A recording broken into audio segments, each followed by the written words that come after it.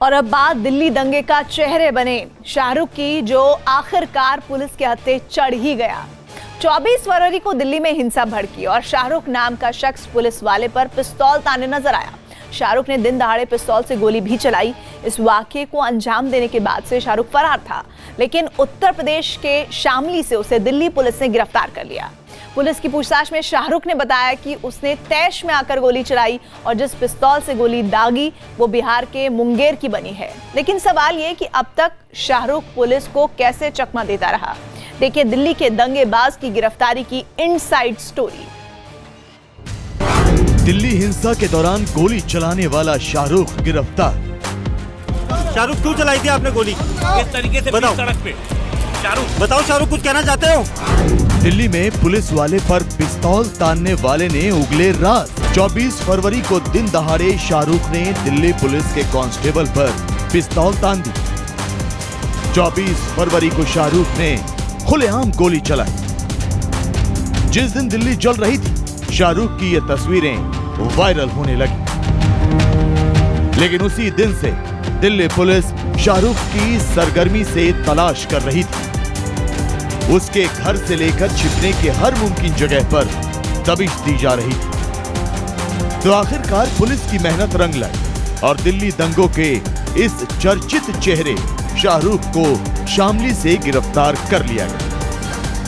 कपड़े से अपना मुंह छिपाए शाहरुख को जब दिल्ली पुलिस के क्राइम ब्रांच ऑफिस से पुलिस हेडक्वार्टर ले जाया जा रहा था, कैमरे उसकी ओर थे और सवालों की बौछार हो रही थी।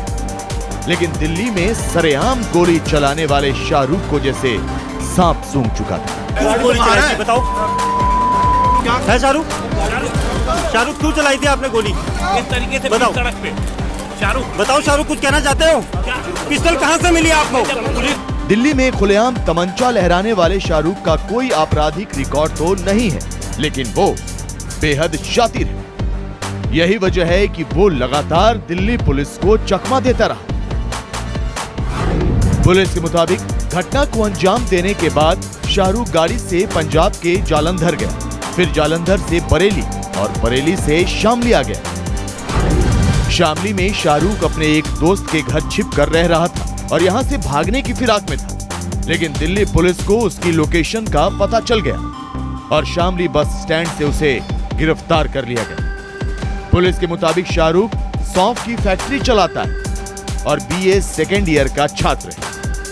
उस इंसिडेंट के बाद ये अपनी गाड़ी है इसके पास, उसमें कुछ दिन दिल्ली में घूमता रहा कुछ देर, फिर ये पंजाब की तरफ चला गया, फिर ये बरेली होता हुआ शामली में आया गया था।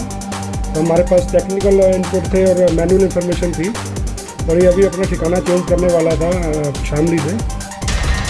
दिल्ली में भड़की हिंसा के दौरान गोली चलाने वाला शाहरुख टिकटॉक पर वीडियो बनाने का शौकीन है। जिम में कसरत करते हुए और बाइक चलाते हुए टिकटॉक वीडियो बनाना इस पिस्टल बॉय को बहुत पसंद है। लेकिन सवाल ये कि इस पर ऐसा कौन सा फितूर सवार हो गया कि इसने खुलेआम गोली चला दी, एक पुलिस वाले पर पिस्तौल तान दी। यही नहीं, हिंसा पर आमादा भीड़ की अगुवाई करने लगा।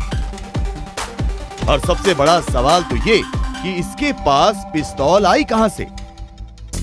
शाहरुख से पुलिस की अब तक की पूछताछ में जो बात सामने आई है, उसके मुताबिक शाहरुख ने तैश में आकर गोली चलाई।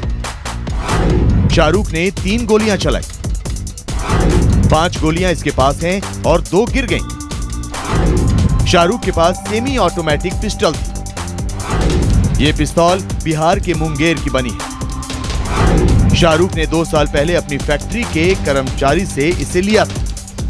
पूरी गहन से इन्वेस्टिगेशन हो रही है, इसका हम टेक्निकल एनालिसिस भी करेंगे, उसमें भी जानने की कोशिश करेंगे कि ये खुद आया था या किसी के बुलाने पे आया था, किसी के लोगों के टच में भी था।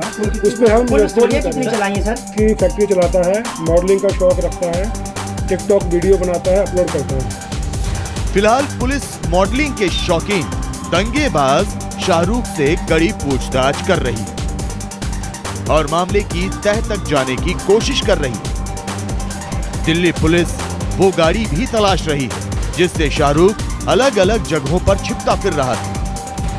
वहीं दिल्ली के इस दंगेबाज के पकड़े जाने पर राजनीतिक दलों, खासकर बीजेपी ने पुलिस की पीठ थपथपाई।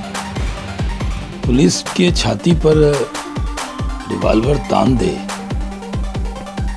कितनी हिम्मत हो गई थी उसकी, और उसके वजह से दंगा कितना बढ़ा था, कितना भड़क गया था, माहौल बहुत ख़राब था।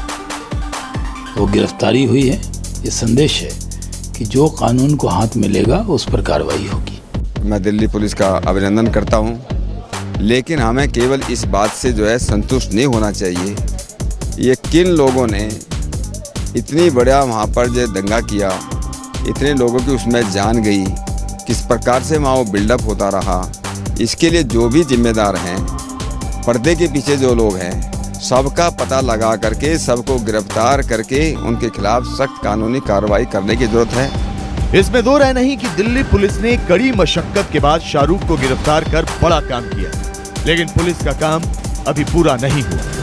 दिल्ली को हिंसा की आग में झोंकने वाला शाहरुख ही नहीं, बल्कि हजारों की तादाद में थे, जिनकी पहचान कर उनके खिलाफ कार्रवाई करना बाकी है।